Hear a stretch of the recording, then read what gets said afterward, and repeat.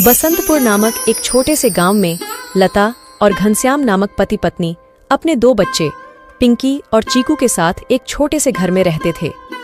घनश्याम सेठ धनीराम के यहाँ खेतों में मजदूरी का काम करता था और लता गांव के एक बंगले में खाना और साफ सफाई का काम करती थीं। दोनों पति पत्नी खूब मेहनत और मशक्कत करके अपने और अपने बच्चों का पेट भरते थे। यूं तो हमेशा ही गर्मी के समय 40 डिग्री तक तापमान चला जाता था, लेकिन इस साल तापमान बहुत ज्यादा बढ़ गया था, जिस वजह से बसंतपुर गांव के लोग बहुत ज्यादा परेशान थे। दिन हो या रात हो, लोग गर्मी से बेहाल थे। इस साल तो बहुत ज्यादा गर्मी पड़ी है। इतनी कड़ी धूप में काम करना बहुत मुश्किल हो गया है। घर से निकलते ही पसीना बारिश की तरह टपकने लगता है। इतनी भारी गर्मी में तो काम पर भी जाने का मन नहीं करता।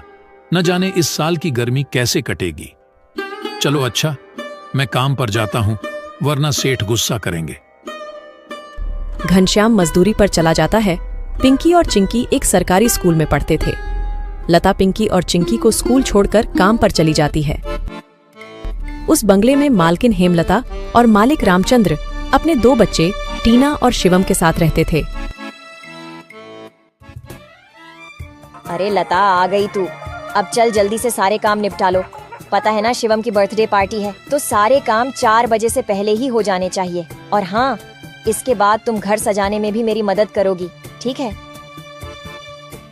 ठीक है मालकिन, मैं पहले जाकर घर के सारे काम निपटा लेती हूँ। इसके बाद घर को सजाने में मैं आपकी मदद करूँगी। ऐसे लता घर के सारे काम करने के बाद हेमलता की घर को सजाने में मदद करती है। हेमलता और लता मिलकर पूरे घर को अच्छी तरह से सजा देते हैं। अच्छा मालकिन, मैंने घर के सारे काम निपटा दिए हैं और पार्टी की सारी तैयारी भी हो गई है, तो अब मैं घर जाती हूँ। हाँ ठीक है, लेकिन पता है ना तुम्हें, आज शिवम की बर्थडे पार्टी है, तो तुम शाम को 7 बजे अपने बच्चों के साथ पार्टी में आ जाना। और हाँ, मुझे तुम्हारी थोड़ी मदद की भी जरूरत होगी। ठीक है मालकिन, मैं शाम के समय बच्चों के साथ यहाँ आ जाऊंगी। ऐसा कहकर लता घर चली जाती है और दोनों बच्चों को तैयार करके शाम को 7 बजे पार्टी में आ जाती है। पार्टी बहुत ही शानदार होती है। लता के बच्चे इतना बड़ा घर देखकर कहते हैं, अरे यार चिंकी, यह घर कितना बड़ा है और कितना सुंदर है। बाहर कितनी गर्मी है, फिर भी इनके घर के अंदर कितना ठंड लग रहा है। पिंकी और चिंकी की बातें शिवम सुन लेता है और वह उनसे कहता है, अरे ये घर ठंडा इसलिए लग रहा है क्योंकि हमारे घर में हर कमरे में एसी लगा हुआ है। ओह, मतलब कि एसी लगाने से घर बहुत ठंडा हो जाता है। दीदी, हम भी अपने पिताजी को अपने घर में एसी लगाने के लिए बोलते हैं ना, हमारे घर में भी बहुत ठंडा लगेगा। चलो बच्चों, इधर आओ, केक काटने का टाइम हो गया है। जब केक काटने लगता है तो पिंकी और चिंकी एसी की ठंडी ठंडी हवा खाते खाते शिवम के कमरे की तरफ चले जाते हैं और शिवम के कमरे के बाहर खड़े होकर एसी की ठंडी ठंडी हवा का मजा लेने लगते हैं। एसी की ठंडी ठंडी हवा खाते खाते वह दोनों कमरे के अंदर चले जाते हैं। दीदी, यह कमरा तो सबसे ठंडा है, इसमें कितनी ठंडक है। और दीदी, यह देखो, यह बिस्तर कितना सुंदर है, बिल्कुल मखमल जैसा। दोनों बेड पर बैठ जाते हैं और ठंडी ठंडी हवा का आनंद लेने लगते हैं। देखते ही देखते 15 मिनट बीत जाते हैं और आराम करते करते कब दोनों की आंख लग जाती है, उन्हें पता ही नहीं चलता। इतने ही देर में अचानक से शिवम की बहन टीना कमरे में आ जाती है। वह पिंकी और चिंकी दोनों को शिवम की बेड पर लेटा देखकर जोर से भड़कती है। ये दोनों मेरे कमरे में क्या कर रहे हैं? माँ इधर आओ, देखो ये दोनों मेरे बेड पर क्या कर रहे हैं। टीना की आवाज सुनकर हेमलता कमरे में आती है। तुम दोनों अभी के अभी मेरे बेड से उठो। पिंकी और चिंकी हेमलता की आवाज सुनकर जग जाते हैं। लता भी हेमलता की आवाज सुनकर भागी भागी चली आती है। क्या हुआ मालकिन?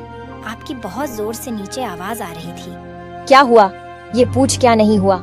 ये देख नहीं रही तू? तेरे बच्चों ने अपने गंदे मेले बदबूदार कपड़ों से मेरा पूरा बेड गंदा कर दिया। तेरे बच्चों ने एसी देखा नहीं कि सोने चले मेरे बेड पे। हद होती है यार। मैं तो तेरे बच्चों को इसलिए बुलाया था कि इनका भी थोड़ा मन लग जाएगा। इन्होंने कभी ऐसी पार्टी लाइफ में देखी नहीं होगी, ये भी देख लेंगे। पर ये तो अपनी औकात ही भूल गए। ये हमारा घर है, कोई धर्मशाला नहीं कि कोई भी भिखारी हमारे कमरे में आ जाएगा और आकर के सो जाएगा। तू अभी के अभी अपने बच्चों को लेकर निकल यहाँ से। और हाँ, कल से काम पर भी आने की जरूरत नहीं है। मालकिन ऐसा मत करो, मेरी बात तो सुनो। बच्चे नादान हैं। मैं वादा करती हूँ आगे से ऐसा दोबारा नहीं होगा। यह मेरी आखिरी भूल समझकर माफ कर दीजिए मालकिन। मुझे काम से मत निकालिए मालकिन। इस काम के सहारे तो मेरा घर चल रहा है। ये तेरी सर दर्द है। अब तू यहाँ पर काम नहीं कर सकती। अब तू अपने बच्चों को ले और यहाँ से निकाल। हेमलता लता और उसके बच्चों को घर से बाहर निकाल देती है और आगे से काम पर आने को भी मना कर देती है। अब लता के पास कोई काम नहीं था। घर का सारा भार अब घनश्याम के कंधों पर आ गया था। हे भगवान, आज तो खाना बनाने के लिए आटा भी नहीं है। अब मैं आटा कहाँ से लाऊं? मेरे पास तो अब और पैसे भी नहीं है। और जो तनख्वाह घनश्याम जी को मिली थी वह सब घर खर्चे में खत्म हो गए। मेरा क्या है? मैं तो पानी पीकर भी सो जाऊंगी, पर बच्चों को क्या? भूखे पेट इन्हें नींद कैसे आएगी? आ गए आप। घर में राशन खत्म हो गया है। आज खाने में कुछ नहीं बना है। कोई बात नहीं, खाना आज मैं अपने साथ लेकर आया हूँ। सेठ जी के यहाँ पर आज दावत थी तो उन्होंने कुछ खाना बच्चों के लिए भी भिजवा दिया है। ऐसे उस रात तो वह सभी खाना खाकर सो जाते हैं। अगली सुबह लता फिर से अपनी मालकिन हेमलता के घर जाती है और उससे थोड़े पैसे उधार मांगती है। मालकिन, मेरे घर में खाने के लिए एक अनाज का दाना भी नहीं है। कृपया आप मुझे थोड़े से पैसे उधार दे दीजिए। तुझे देने के लिए मेरे पास कोई पैसे वैसे नहीं है। मैंने तुझे पहले ही काम से निकाल दिया था, फिर तेरी यहाँ आने की हिम्मत कैसे हुई? जा निकल यहाँ से और आइंदा यहाँ पर अपनी शक्ल मत दिखाइयो। हेमलता की कड़वी बातें सुनकर लता घर वापस जाने लगती है। तभी उसे रास्ते में एक पोस्टर दिखाई देता है। उस पोस्टर को देखकर लता वहीं रुक जाती है।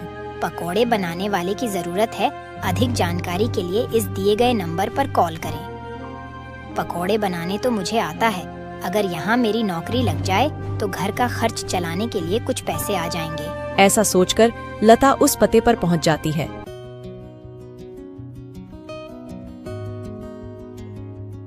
भैया, मैंने आपका पोस्टर देखा। आपको किसी पकोड़े बनाने वाले की जरूरत है? हाँ, जरूर तो है। तुम पकोड़ा बना लोगी। क्या तुम्हें पकोड़े बनाने आते हैं? हाँ, सब मुझे कई तरह के पकोड़े बनाने आते हैं, जैसे मिर्च का पकोड़ा, पालक का पकोड़ा, पनीर का पकोड़ा और भी कई प्रकार के पकोड़े मुझे बनाने आते हैं। तो ठीक है, तुम आज से ही काम पर लग सकती हो। ऐसे लता पकोड़े बनाने वाले के साथ काम पर लग जाती है और ग्राहकों को पकोड़े सर्व करने लगती है। ऐसे ही शाम हो जाती है और रमेश के सारे पकोड़े बिक जाते हैं। चलो, आज तो सारे पकोड़े बिक गए। आज तो तुमने पकोड़े सिर्फ सर्वे किए हैं, लेकिन कल से तुम्हें पकोड़े बनाने भी होंगे। हाँ साहब, मैं बहुत ही स्वादिष्ट पकोड़े बनाना जानती हूँ। तो ठीक है, ये लो आज के काम के पैसे। 300 रुपए लेकर लता सबसे पहले राशन की दुकान पर जाती है और वहां से राशन का सामान खरीदकर घर आ जाती है। घर पहुंचकर लता सबसे पहले बच्चों के लिए खाना बनाती है और उनको परोसती है। चिंकी, पिंकी, आ जाओ खाना खा लो।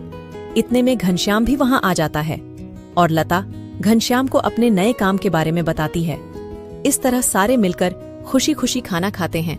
अगली सुबह लता बच्चों को स्कूल छोड़कर वापस काम पर चली जाती है। दुकान पर पहुंचकर लता पकोड़े बनाती है। लता के बने हुए पकोड़े ग्राहकों को बहुत पसंद आते हैं। लता के बने हुए पकोड़े खाकर ग्राहक पकोड़े की बहुत तारीफ करते हैं। उनको आज के बनाए हुए पकोड़े कल से भी ज्यादा अच्छे लगे। रमेश भाई, तुम्हारे आज के पकोड़े का तो कोई जवाब ही नहीं। इससे स्वादिष्ट पकोड़े मैंने आज से पहले इस होटल में कभी नहीं खाए। आखिर आज ऐसा क्या मिलाया है इन पकोड़ों में जो इतने स्वादिष्ट बने हैं? आज तो मैं एक और प्लेट खाऊंगा। मेरे लिए एक एक्स्ट्रा प्लेट पकोड़े लगा दो। ऐसे रमेश अपने ग्राहकों के मुंह से पकोड़े की तारीफ को सुनकर लता से कहता है, लता, तुम्हारे हाथ में तो जादू है। तुम्हारे हाथों के बने पकोड़े खाकर ग्राहक एक एक एक्स्ट्रा प्लेट पकोड़े खा रहे हैं। तुमने तो कमाल ही कर दिया। आखिर ऐसा क्या मिलाया है इन पकोड़े में जो ग्राहक इतनी तारीफ कर रहे हैं? साहब जी, कुछ खास नहीं मिलाया है, बस थोड़े से नमक मिर्च मसाले बराबर मात्रा में डाले हैं, बस। ऐसे रमेश के आज के पकोड़े बहुत जल्द ही खत्म हो जाते हैं। आज तो पकोड़े बहुत जल्द ही खत्म हो गए। कल से हमें और ज्यादा से ज्यादा पकोड़े बनाने होंगे। और हाँ, अब हमारी पकोड़ों की सेल और ज्यादा अच्छी होने लगी है, इसलिए कल मैं दुकान में एसी लगवा रहा हूँ। इससे ग्राहक भी एसी की ठंडी ठंडी हवा में पकोड़ों का मजा लेंगे और हमारे पकोड़े की सेल और ज्यादा बढ़ेगी। तुम क्या कहती हो? साहब, विचार तो बहुत अच्छा है। अगले दिन रमेश अपनी दुकान में एसी लगवा लेता है और जैसा उसने सोचा था वैसा ही हुआ। एसी लगने के बाद रमेश के दुकान पर ग्राहकों की संख्या बढ़ जाती है। ग्राहक ठंडी ठंडी हवा में बैठकर पकोड़े खाने का आनंद उठाते हैं। ऐसे रमेश के आज भी सारे पकोड़े बहुत जल्द ही बिक जाते हैं। शाम के समय जब लता घर वापस आती है और वह चिंकी और पिंकी को आपस में बातें करते हुए सुनती है। दीदी, उस दिन पार्टी में कितना मजा आ रहा था ना। कहाँ हम उस दिन एसी की ठंडी ठंडी हवा खा रहे थे और कहाँ आज हम इतनी गर्मी में बैठे हैं। काश हमारे घर में भी एसी होती तो हम भी अभी एसी की ठंडी ठंडी हवा खा रहे होते। इतने में लता अंदर आ जाती है। अरे चिंकी और पिंकी, तुम दोनों क्या कर रहे हो? तुम दोनों ने अपने स्कूल का होमवर्क किया? चलो जल्दी से अपना अपना होमवर्क कर लो। मैं खाना बनाने जा रही हूँ। इसके बाद खाना खाकर जल्दी सो जाना। कल तुम्हें सुबह उठकर स्कूल भी तो जाना है ना। ठीक है माँ, हम स्कूल का काम करके आते हैं। ऐसे दिन बीतते जाते हैं और लता के हालात पहले से ठीक होते जाते हैं।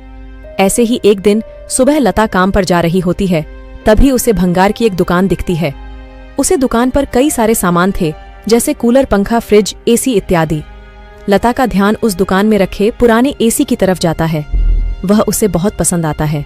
वह उस दुकानदार से बोलती है, भैया, ये एसी का क्या दाम है? मात्र 10,000 रुपए की है। 10,000? ये तो बहुत ज्यादा है। ज्यादा नहीं, ये तो बहुत कम है। ये सेकंड हैंड एसी है। अगर नई एसी खरीदने जाओगी तो 30,000 से कम की नहीं आएगी। अच्छा ठीक है, पर ये सही से तो चलती है ना? हाँ, बिल्कुल सही से चलती है। अगर 6 महीने से पहले ये एसी बंद हो जाती है तो इसकी सारी रिपेयरिंग की सर्विस बिल्कुल फ्री होगी। ठीक है, लेकिन इसका सही सही दाम लगाओ। मैं इसके 8,000 दूंगी। अगर तुम्हें देनी है तो मुझे ये ऐसी 8,000 में दे दो। ठीक है, बताओ कहाँ लगानी है। लता उस आदमी को अपने घर लेकर आती है।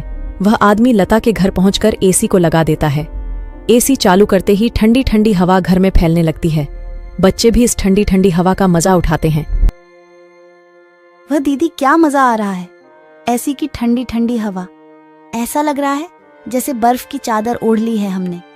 इतनी कड़ी गर्मी में ये ठंडी ठंडी हवा बर्फ की चादर जैसी लग रही है।